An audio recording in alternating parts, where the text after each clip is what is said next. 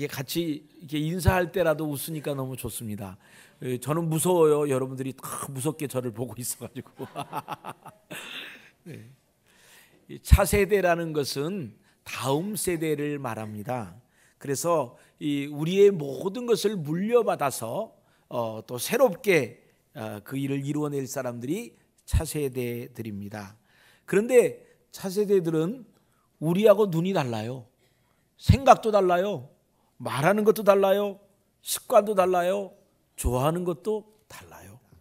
그런데 여러분, 앞으로 10년이 지나면 우리가 이제까지 전혀 경험해보지 못했던 그런 일들을 이제 만나게 될 것입니다. 이미 가상화폐나 AI, 인공지능, 또 그 IoT, 사물 인터넷, 또 인터넷에서 다른 컴퓨터를 들어가서 또 사용하는 클라우드 컴퓨팅, 또 스마트 기기가 이제 다 발달돼 가지고 이제 우리가 다양한 문화를 접하고 있고, 또 스마트 도시가 됩니다. 이제 우리가 집에 바깥에 있으면서 집 안에 있는 전등을 끄고 TV를 켜고 누가 올까봐 TV를 미리 켜두고 불을 켜두는 이런 일들은 우리가 핸드폰으로 다 할 수 있습니다. 우리나라에서 발견된 거는 또 당뇨 환자들도 핸드폰에 있는 그것을 앱을 통해서 누르면 인슐린이 수시로 들어가는 거예요, 이 배로. 그러니까 이런 모든 새로운 그런 시대에 또 이 자율주행차, 운전기사가 없는 차, 이게 상상할 수 없었잖아요.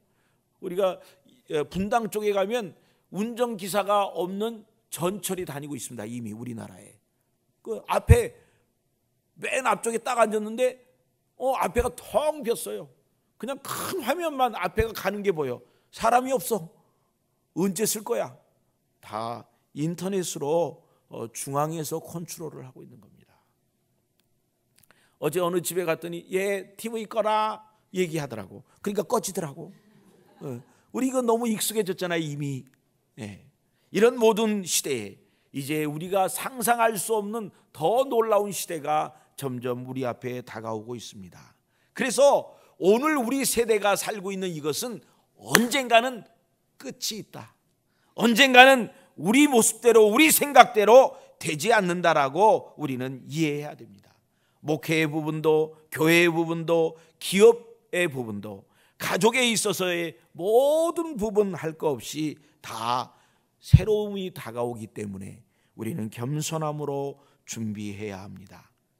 현재 리더십을 가지고 있는 현 세대의 지도자들은 하나님 앞에 우리 자신의 한계를 생각하고 겸손함으로 다음 세대를 위하여 준비하고 그들을 격려하고 그들이 새로운 세대의 리더십을 건강하게 가질 수 있도록 돕는 일이 우리가 해야 될 일입니다. 차세대 주일학교를 돌보고 있는 선생님들, 특별히 영아부, 유치부, 유초등부, 중고등부, 대학 청년부에 속한 모든 사역자들, 교사들, 그들이 성령 충만하고 말씀 충만하고 기도 충만하고 사랑이 충만할 수 있어야 합니다. 현 세대의 경험들, 여러 가지 기득권들을 과감하게 내려놓고 차세대를 위한 배려, 준비, 그리고 그들이 인생의 주인이신 하나님을 만나도록 돕는 일이 차세대를 위한 바람직한 준비가 되리라고 확신합니다. 첫 번째, 험악한 세월을 보낸 차세대 야곱. 그는 어른들로부터 많은 고통을 당했던 사람이었습니다. 첫 번째 보면 그는 태생적으로 자기 자신을 위해 형도 보이지 않는 오늘날 포스트 모더니즘의 젊은이들과 같은 모습이었습니다.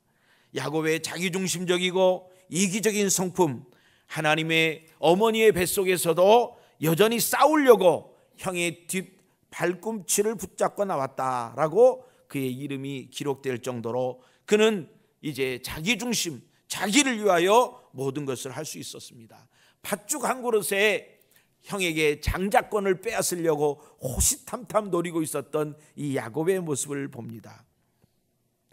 오늘 이 젊은 차세대를 보면요, 우리라는 말이 없어졌대요.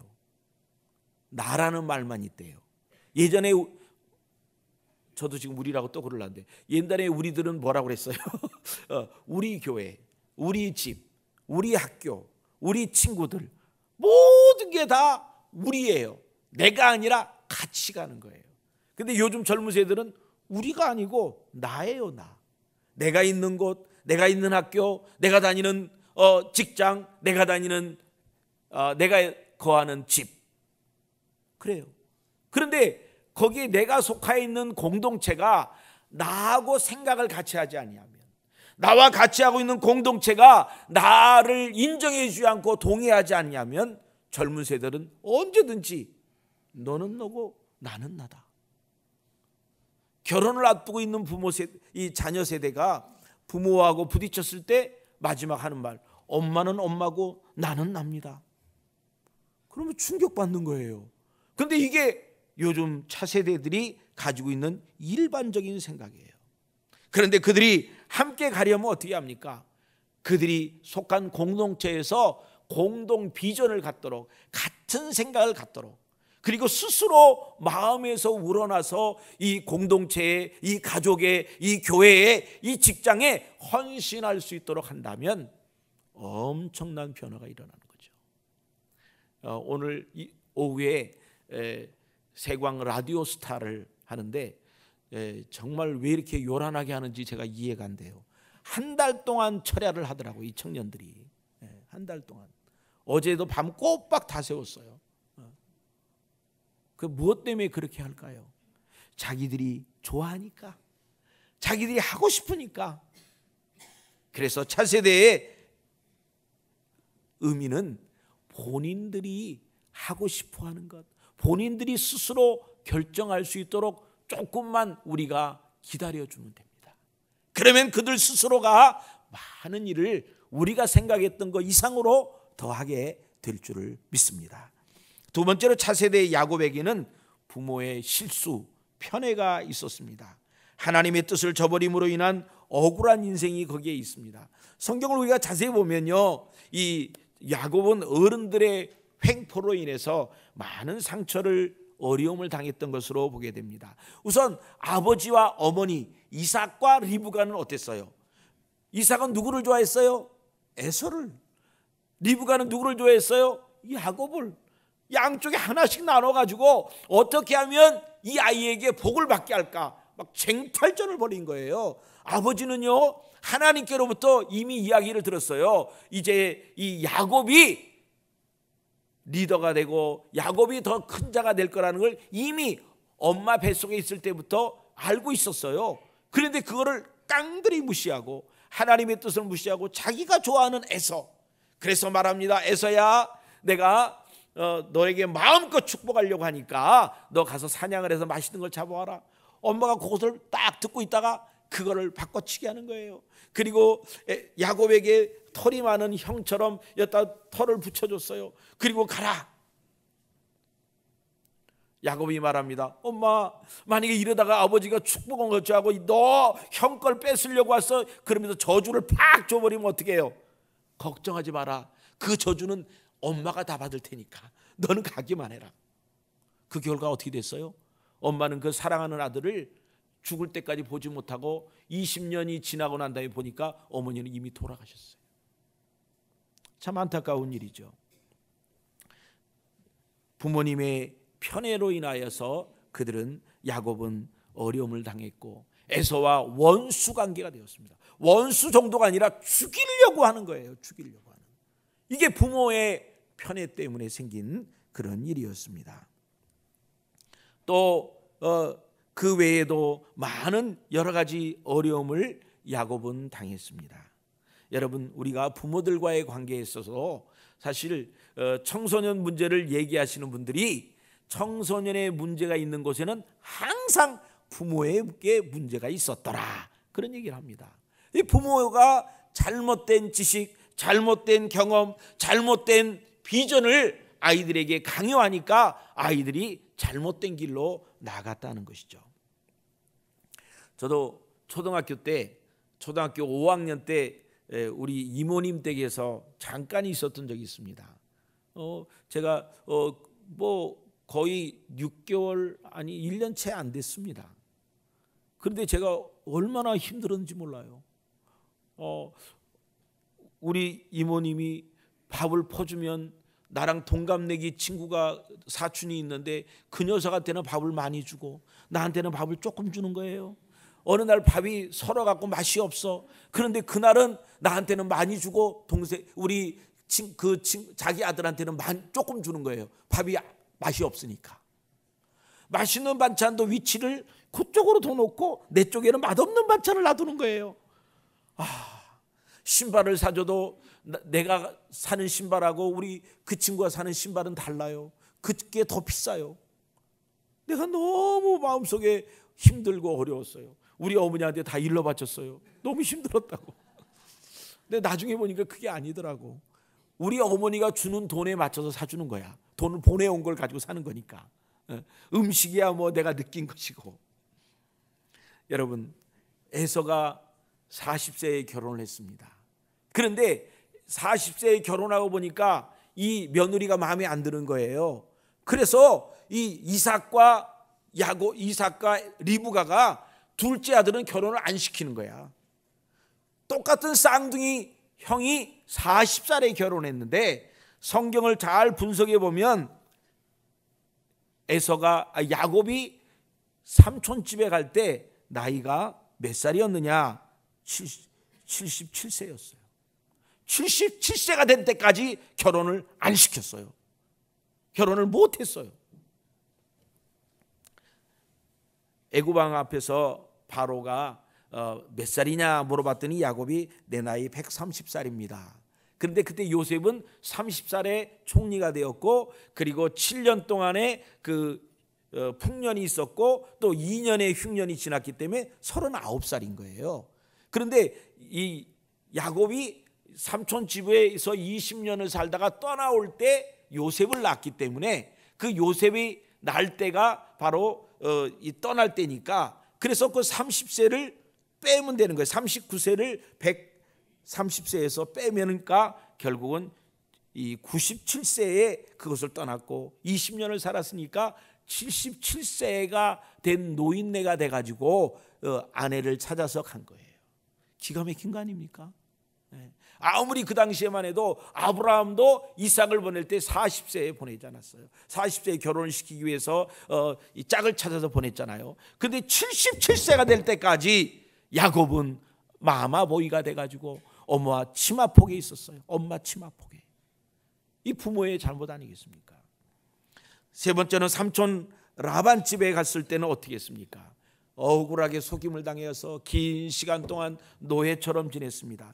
창세기 31장 38절로 41절에 보니까 내가 이 20년을 외삼촌과 함께 하였거니와 외삼촌의 암양들이나 암염소들이 낙태하지 아니하였고 또 외삼촌의 양떼의 숫양을 내가 먹지 아니하였으며 물려 찢긴 것은 내가 외삼촌에게로 가져가지 아니하고 낮에 도둑을 맞았든지 밤에 도둑을 맞았든지 외삼촌이 그것을 내 손에서 찾음으로 내가 스스로 그것을 보충하였으며 내가 이와 같이 낮에는 더위와 밤에는 추위를 무릅쓰고 눈붙일 겨를도 없이 지냈나이다.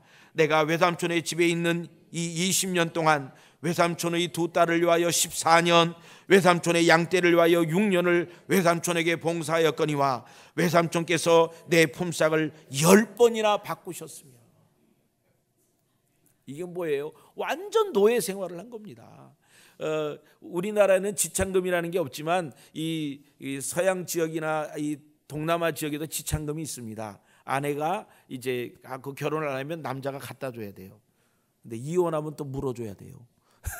근데 이 지창금과 같이 14년을 아무리 그래도 지창금으로 같은 지금 조카인데 14년 동안을 임금을 안 주고 일을 시킨 거예요. 그리고 양떼를 돌본다는 것은 정말 광야에서 사는 거예요. 물도 없이 집도 없이 그냥 어렵게 사는 거 아니겠습니까? 이런 생활을 그는 했으면서도 불구하고 외삼촌은 10번이나 품삯을 이리저리 바꿨다는 거예요. 얼마나 우라통이 터지겠습니까? 얼마나 속상하겠습니까? 그것도 이제 아내를 한 명도 아니고 4명이나 주고 아이들을 11명이나 낳게 했잖아요. 그러니까 뭐 자녀가 많으면 그냥 좋기도 하지만은 지금 이 경우에는 이 싸움박, 이 부인들끼리 싸워가지고 남편을 쟁탈전을 해갖고 애를 낳는 거 아니에요. 그러니까 남편이 마음이 평안했겠어요. 이런 기가 막힌 상황 속에 그의 마음은 늘 마음에 안타까운 마음이 있었을 것입니다. 차세대로 있었던 이 야곱은 어른들에 대해서, 기존 세대에 대해서 너무 마음이 아프고 속상했습니다. 이해할 수가 없었습니다. 어떻게 이렇게 거짓을 해갈 수 있는가? 어떻게 이렇게 우리를 억울하게 할 수가 있는가 하는 것입니다. 이것이 오늘 우리 젊은이들이 우리도 모른 채 그들이 가지고 있는 생각이다라는 것입니다. 인터넷에 올라와 있는 글인데 어떤 청년이 김정현 작가의 아버지의 눈물, 옛날에 영화로도 나왔었는데요, 그거를 읽고 갑자기 마음에 감동이 되었습니다. 그래서 아버지에게 고맙다는 말을 하고 싶어서 전화를 했다는 거예요. 그랬더니 아버지께서 전화를 받자마자 평소처럼 대뜸 그래 엄마 바꿔줄게, 그리고 그냥 바꿔버리는 거예요. 근데 이 사람은 아버지에게 하고 싶은 말, 아니요 아버지에게 하고 싶은 말이 있어요. 그래 왜? 돈이 필요해? 아니에요, 아버지에게 감사하다는 말을 하고 싶어서요.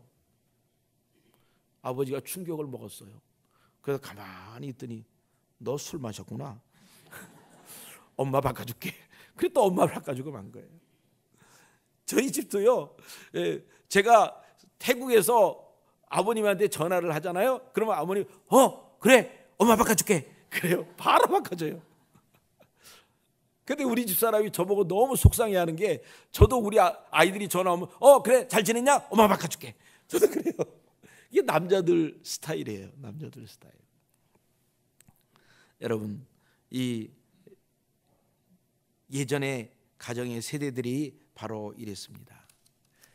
차세대 소통이라는 제목으로 세미나를 이상갑 목사님, 삼본중앙교회 목사님이신데 그 한 내용을 제가 보았습니다. 그는 이렇게 말합니다. 차세대와 소통하기 위해 교회가 행해야 될 4가지. 첫째, 한 사람을 중요하게 생각하고 존중하는 철학을 가진 교회가 되어야 한다 하는 것입니다. 두 번째, 세상에서의 성공이 아닌 하나님의 말씀인 성경을 강조하는 교회가 되어야 한다는 것입니다. 세 번째, 번지르한 말의 메시지가 아닌 삶의 현장에서 삶의 본을 보여주는 교회가 되어야 한다 하는 것입니다.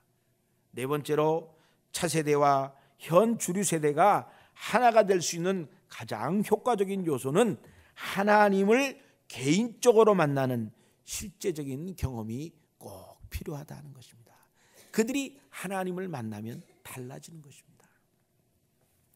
예전에 히피들이 있었던 때 이 갈보리 채플이라는 미국의 교회는 히피족들만 잔뜩 있었어요.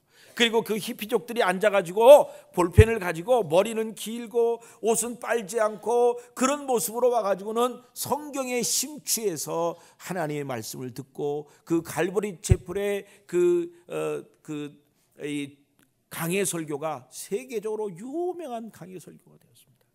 그리고는 그 갈보리 채플에 왔던 사람들로 인하여 갈보리 교회들이 곳곳에 일어나는 것을 볼 수 있었습니다. 예수전도단이 장녀들과 마약을 하는 사람들을 향하여 복음을 들고 갔더니 그들이 변화돼서 그들이 또 복음을 들고 그들의 이웃들에게로 돌아가는 것을 보았습니다. 이상갑 목사는 계속 말합니다. 이 교회가 차세대를 배려하고 동역하기 위해 4가지의 방법을 그가 제시했습니다. 첫 번째는 교회가 청년들을 이해하고 청년들 눈높이에서 섬겨 주어야 한다. 교회가 배려를 하고 도와준다고 하지만 청년들이 원치 않는 것을 한다면 의미가 없다는 것이죠. 청년들의 눈높이까지 낮아서 저 친구들이 뭐를 좋아하나. 이번에 청년회에서 새로 이제 성년이 되는 사람에게 뭐를 하나, 우리가 작년에 문화상품권 꽃을 줬어요. 책을 사보도록 문화상품권을 줬어요.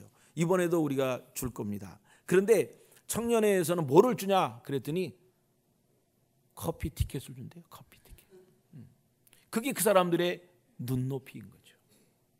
그 사람들이 원하는 것이니까. 두 번째, 교회가 청년 공동체가 자주 자생할 수 있도록 배려하여서 자기들 스스로 하나님의 나라를 세워가고 누구의 지시가 아닌 스스로의 판단과 헌신으로 결정하고 자기들의 생각을 마음껏 펼치도록 도와주어야 한다 하는 것입니다. 오늘 이 믿음 안에서 이 젊은이들이 믿음으로 바로 갈 수 있도록 도와주어야 한다 하는 것입니다. 여러분, 차세대를 위해서, 우리의 미래를 위해, 우리의 모든 열매를 이어갈 수 있는 이 젊은이들을 위하여 우리가 헌신하고 우리가 그들을 이해하고 그들을 위해서 기도하는 저와 여러분이 되시기를 주의 이름으로 축원합니다. 세 번째로, 예수님께서는 말보다 행동으로 먼저 섬김을 보여주면서 너희도 이렇게 하라는 그 섬김의 본을 보여주신 것처럼 지식 전달, 전통적인 것을 고수하도록 강요하기보다는 새로운 창조적인 방법으로 공동체를 섬기도록 그들에게 기회를 주어야 한다 하는 것입니다. 이 차세대에게 봉사와 헌신만을 요구하지 말고 그들에게 용기를 주고 희망을 주는 격려와 균형을 가진 양육과 소통이 필요하다 하는 것입니다. 야곱도 자신이 당한 어려움으로 인하여 힘들어했습니다. 그렇지만 나중에 야곱이 요셉을 키울 때 어떠했습니까? 자기도 모르게 요셉을 편애해가지고 요셉에게 옷을 따로 입히고 그러지 않았습니까? 깜짝 놀랐지만 이미 늦어버렸고 그 일로 인하여 요셉을 죽이려고 하고 요셉을 노예로 팔아버리는 그런 안타까움들이 이 야곱의 가정에 있었다 하는 것입니다. 오늘 저와 여러분들에게 있어서 이런 일들은 늘 만날 수 있고 늘 이런 일들은 우리에게 우리의 인간의 연약함 때문에 어쩔 수 없이 생기는 그런 일들입니다. 세 번째로, 험악한 세월을 보낸 차세대의 야곱은 하나님을 개인적으로 만남으로 치유되고 새로운 사람이 되었습니다. 늘 속임을 당하고 그렇게 살아왔던 야곱은 하나님께서 자기를 복주시고 새롭게 하실 것을 요구하면서 야복강 나루터에서 하나님 앞에 메어 달렸습니다. 그런데 그가 이제 혼자 남았다고 생각하며 길을 갈 때 그는 하나님의 군대를 만납니다. 창세기 32장 1절로 2절에 보니까 야곱이 길을 가는데 하나님의 사자들이 그를 만난지라. 야곱이 그들을 볼 때에는 이르기를 이는 하나님의 군대라 하고 그 땅 이름을 마하나임이라 하였더라. 마하나임이라. 이 하나님의 용사들, 하나님의 사자들, 하나님의 군대를. 그래서 이 마하나임이란 말이 너무 귀해가지고 요즘 그 교회 청년부 이름을 마하나임으로 다 바꿨어요. 마하나임. 그래서 이 젊은 용사들, 주님의 용사들 그렇게 해서 격려하는 거예요. 그동안에 자신이 홀로 무언가를 이룰 수 있다라고 그렇게 자신만만하던 야곱이었습니다. 그리고 어려움을 다 극복하고 이제 많은 재산을 소유했고 그리고 11명의 자녀를 그리고 4명의 아내를 거느린 막강한 그런 가장이 되었습니다. 그래서 이제 집으로 돌아가려고 할 때 그는 이야기를 듣습니다. 자기 형이 400명이나 되는 사람들을 데리고 온다는 거예요. 그냥 자기를 환영하는 게 아니에요. 400명의 군인을 데리고 온다는 거예요. 그는 좌절했습니다. 그가 하나님의 비전을 이미 보았음에도 불구하고 400명의 군대가 온다는 데에는 그는 두렵고 떨릴 수밖에 없었습니다. 그래서 그는 홀로 하나님 앞에 하나님을 대면하는 그런 야곱이 되었습니다. 창세기 32장 7절로 8절에 보니까 야곱이 심히 두렵고 답답하여 자기와 함께한 동행자와 양과 소와 낙타를 두 떼로 나누고 이르되 에서가 와서 한 떼를 치면 남은 한 떼는 피하리라. 도망갈 생각을 하는 거예요. 이미 하나님의 비전을 보았어요. 하나님의 군대의 마하나임을 보았어요. 그렇지만 여전히 마음속에 두려움이 있는 것입니다. 우리가 믿음의 신앙의 귀한 위치에 있고 많은 경험을 했다 할지라도 때로 주변의 환경과 여건 때문에 우리의 믿음이 흔들릴 수 있습니다. 두려워할 수 있습니다. 우리가 그것을 뭐라 할 수 없는 것입니다. 이제 야곱은 도망갈 준비를 하다가 하나님 앞에 이제 모든 것을 내어놓고 만나게 됩니다.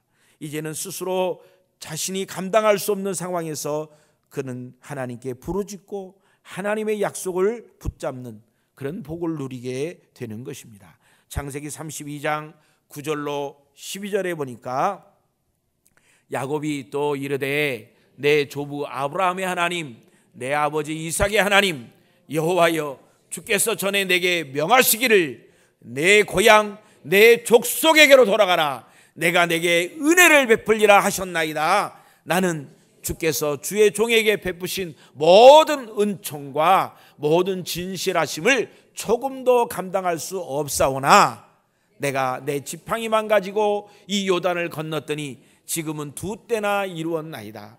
내가 주께 간구하노니 내 형의 손에서 에서의 손에서 나를 건져내시옵소서. 내가 그를 두려워하면 그가 와서 나와 내 처자를 칠까 겁이 나기 때문입니다.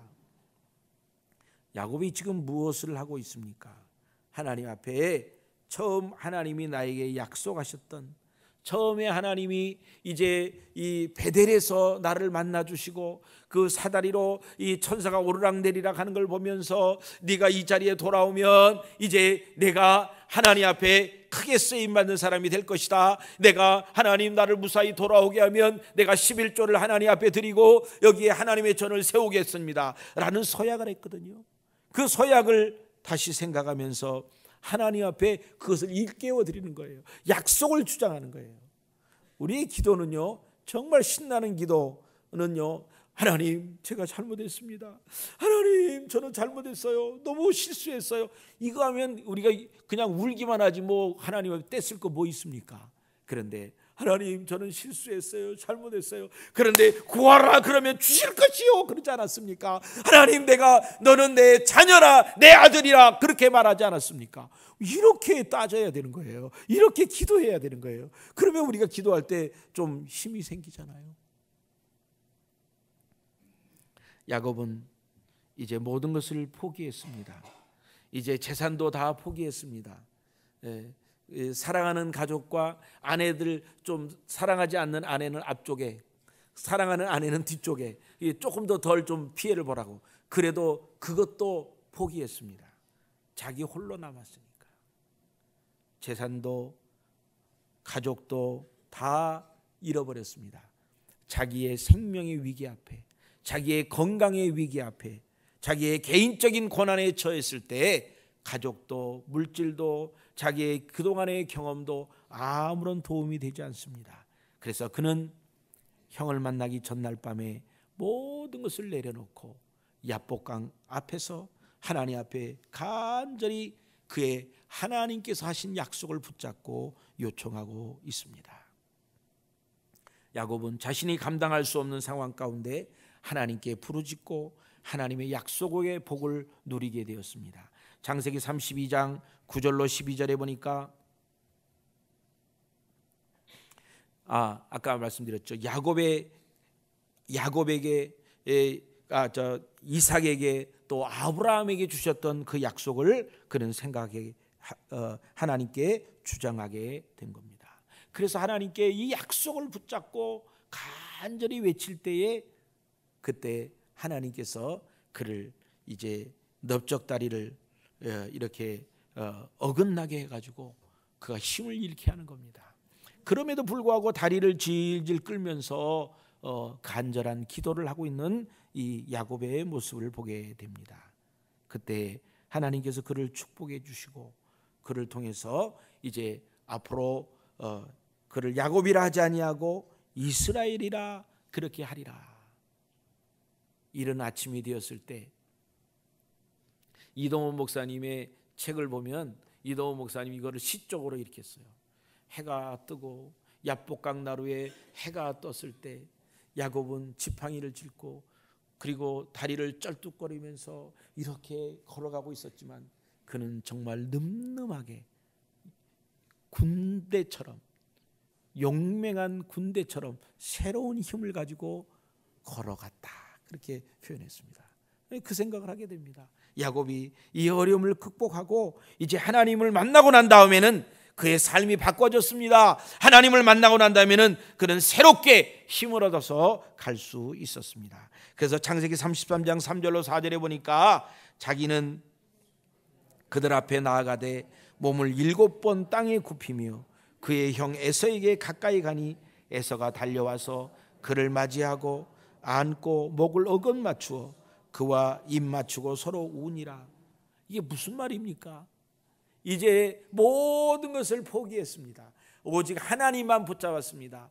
자기가 다리가 어긋남으로 인해서 이제 걸을 수가 없는 그 상황에서 지팡이를 짚고 하나님을 의지하고 걸어갔을 때, 형을 보았을 때 두려움보다는 형에게 미안한 마음, 형을 염려하기, 그 두려움보다는 형에 대해서 미안한 마음으로 그가 7번 절을 했다고 했습니다. 형에게. 그랬더니 변화가 생겼습니다. 그를 20년 동안, 아니 50년, 팥죽을 판 후에 최소한도 50년 이상을 어떻게 하든지 이 야곱을 죽여버리겠다라고 말했던, 생각했던 에서가 한순간에 눈 녹듯이 그 감정이 사라져버린 것입니다. 하나님을 만난 야곱, 하나님의 앞에 겸손했던 야곱, 그리고 형 앞에 겸손함으로 나갈 때에 그 형이 회복이 일어나고 형이 이제 그를 껴안고 눈물을 흘리는 겁니다. 창세기 33장 10절로 11절에 보니까 야곱이 이르되 그렇지 아니하니이다. 내가 형님 눈앞에 은혜를 입어 싸우면 청하건대 내 손에서 이 예물을 받으소서. 내가 형님의 얼굴을 배운즉 하나님의 얼굴을 뵌 것 같사오며 형님도 나를 기뻐하심이니이다.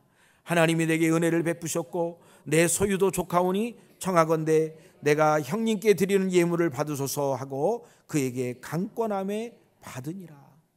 에서가 네가 이거 보낸 게 뭐냐, 내가 받지 않겠다, 나에게도 충분하니까 이런 거 주지 않아도 된다 아들아, 동생아 네가 온 것만 해도 반갑다, 이렇게 말하니까 이 야곱이 얼마나 겸손했든지 형을 보니까 하나님의 얼굴을 뵌 것 같다라고 그렇게까지 표현했습니다.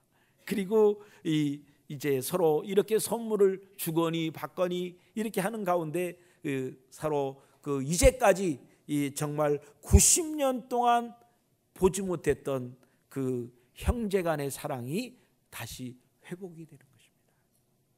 여러분, 이런 회복은 하나님 앞에 있을 때만, 하나님을 만날 때만, 하나님으로 인하여 우리가 겸손한 모습을 가질 때만 이 일이 가능하다 하는 것입니다.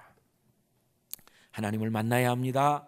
하나님의 역사하심, 하나님의 임재하심이 우리 가운데 일어났을 때 그동안의 우리의 상처, 아픔, 서로 다름으로 인하여 겪었던 어려움들이 믿음과 사랑으로 승화하게 될 줄을 믿습니다. 마지막으로 세 번째 보니까 험악한 세월을 보낸 차세대 야곱은 하나님을 만난 후에 족장으로서 왕을 축복하는 권위를 가지고 자부심을 가지고 살았다 하는 것입니다. 야곱의 인생은 참으로 힘들고 어려웠던 시간이었습니다. 아버지에게 버림을 받았고 또 아버지가 이 동생에게 이제 그 아버지가 에서에게 축복을 빌려고 했잖아요. 그래서 축복을 몽땅 빌었어요. 그리고는 동생 야곱에게는 하나도 안 남겨놨어요. 어떻게 이럴 수가 있어요? 편견을 가져도. 에서가 나중에 알고 아버지 뭐 좀 남은 게 없습니까? 축복 남은 거 다시 좀 생각해 보세요. 남겨주세요. 아들아, 없다. 이 얼마나 심한 편견이었습니까? 둘째 아들한테는 아무것도 안 준 거예요. 아무것도 안 줘요. 어떤 여자분들은 유산을 오빠한테만 물려주고 나한테는 하나도 안 줬다라고 그렇게 원망하는 분들이, 그것도 비슷한 그런 내용이에요. 나이가 70이 넘도록 아버지 어머니가 결혼하는 걸 원치 않았어요. 에서가 결혼해가지고 별로 아버지 어머니를 기쁘게 못하니까 그냥 나이가 77세가 될 때까지 그냥 지금 77세면 나이가 많은데 그때까지도 결혼을 안 시킨 거예요.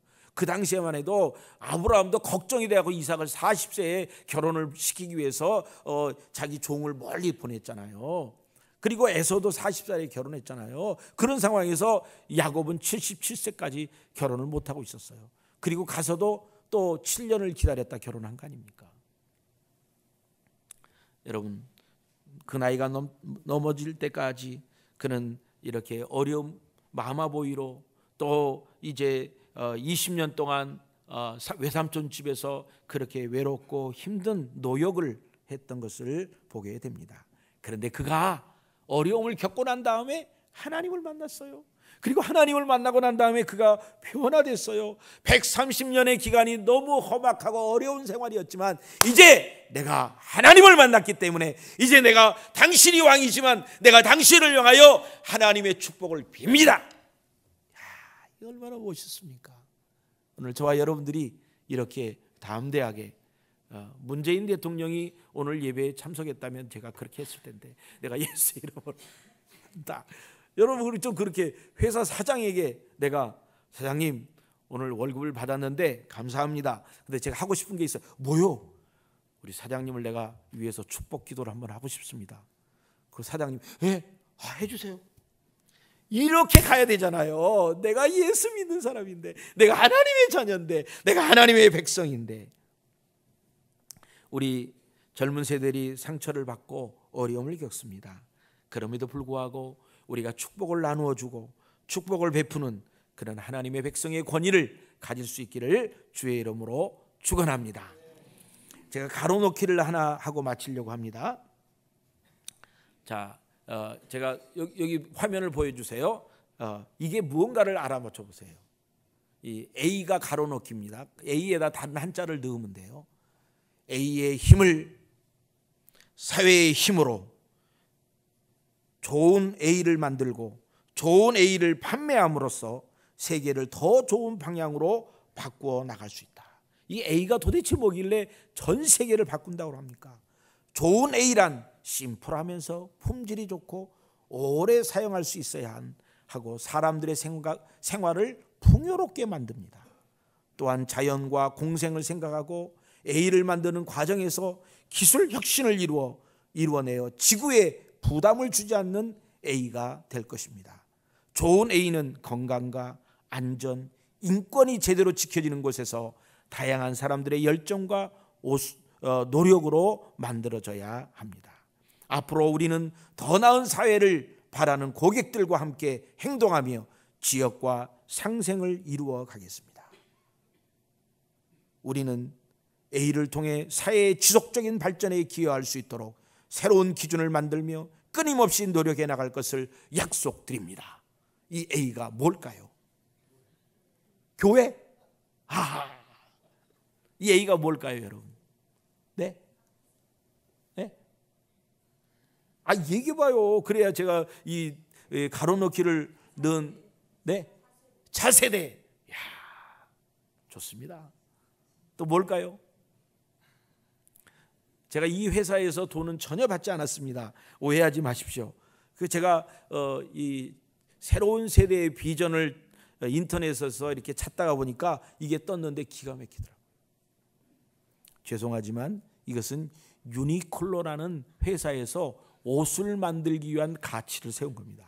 우리는 이런 비전을 가지고 옷을 만든다. 도대체 옷을 만드는데 무슨 세계가 더 좋은 방향으로 가고 또 옷을 만드는데 사람이 얼마나 풍요로워지고 자연과 공생을 하고 그리고 지구에 부담을 주지 않는 옷을 만들겠다. 이렇게 말하고 있는 겁니다. 오늘 우리가 하나님의 교회를 세워가면서 우리의 차세대를 위하여 돌보면서 최소한도 유니클로보다는 더 높아야 되지 않겠습니까? 오늘날 교회의 비전, 교회의 가치는 무엇입니까? 얼마나 많은 차세대들이 우리 구세대들이 가지고 있는 교회의 가치, 교회의 비전에 대해서 동의하고 있는지. 만약에 우리의 차세대라고 말하는 청년들, 학생들이 오늘 우리 어른들이 가지고 있는 생각에 동의하지 않는다면 그들은 우리 교회를 떠납니다. 지금 한국에 100만의 가나안 교인들, 교회를 떠나서 신앙만 가지고 있는 교인들이 생겨나고 있습니다. 지금요 청년들 예배가 따로 예배드리고 있습니다. 청년들 모이는 교회는요 3만 명 막 이렇게 모여요. 자기들끼리 모이는 거예요. 그러면 이제는 우리는 나이 든 세대만 남는 거예요.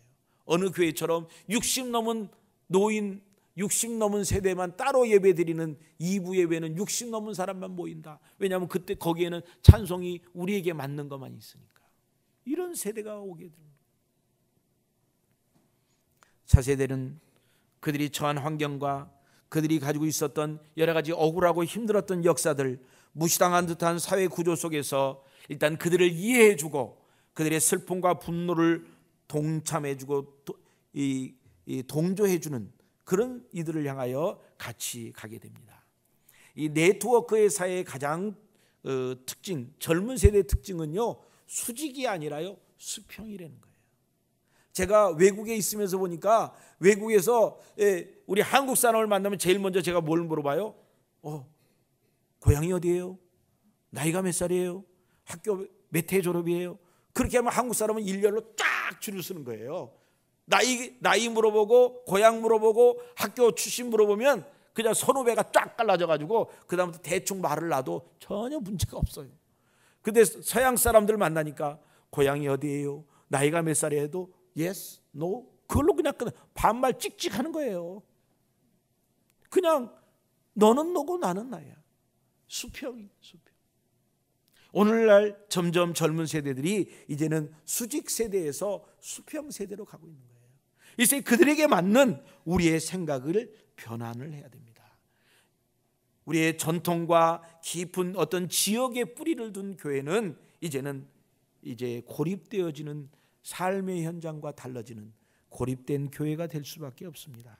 그래서 이제는 우리는 새로움으로 그들을 받아들이고 그들과 함께 동역할 수 있는 그런 수평적인 그들의 모든 것을 인정할 수 있는. 저는 태국에서 참 놀란 것이 있습니다. 우리나라 총회 회의에 가면 누가 가냐면 목사님들, 장로님들이 총회에 갑니다. 장로님들, 목사님들 중에서 아주 큰 교회 인정받는 그런 분들만 갑니다. 그런데 태국에는 모든 도회에 여전도회에도 총회에 갈 수 있습니다. 회원권이 있습니다. 또 모든 청년들이 한 명씩 총회에 가서 참석을 하는 거예요. 그러니까 이 청년 시절부터 그들은 이 총회에 진행하는 것, 교단에 진행하는 걸 보고 그리고 관심을 갖는 거예요. 그리고는 총회 총무를 뽑을 때는 그 계속 참여했던 청년들 중에서 한 사람을 총회의 총무로 뽑는 거예요. 그러니까 생각이 참신하고 교회가 새롭게 되는 거죠. 오늘 우리 교회도 젊어지는 교회가 될 수 있기를 소원합니다. 교회가 지역사회와 함께 호흡하고 사회의 요구에 우리가 부응해야 합니다. 예전에는 우리가 다 교회로 오라 그랬지만은 이제는 우리가 가야 하는 세대가 된 것입니다. 그래서 우리가 이번에 우리 6.23 전도 행사에는 생명의 길 전도잔치에는 교회로 오라가 아니라 먼저 우리 가정으로 구역으로 오라. 그래서 구역에서 이제 그 사람들을 하나님을 알게 하고 만나고 난 다음에 그 다음에 교회로 데려오라는 거예요. 그래서 우리가 함께 우리 구역이 가장 이웃들과 가까운 지역에 가서 그들을 만나고 그들과 함께 이 놀라운 역사를 이루어드릴 수 있기를 주의 이름으로 축원합니다. 차세대를 돕는 일은 그들 스스로가 하나님을 직접 만날 수 있도록 기회를 주는 겁니다. 차세대와 오늘 우리 세대와의 다른 점을 해결할 수 있는 것은 우리 차세대와 현 세대를 창조하신 하나님을 만나게 될 때 공통 분모가 생기게 되고 비전을 공유하게 되고 함께 하나님의 뜻을 이루어 나가게 될 줄을 믿습니다. 우리 다 같이 찬송 같이 하시겠습니다.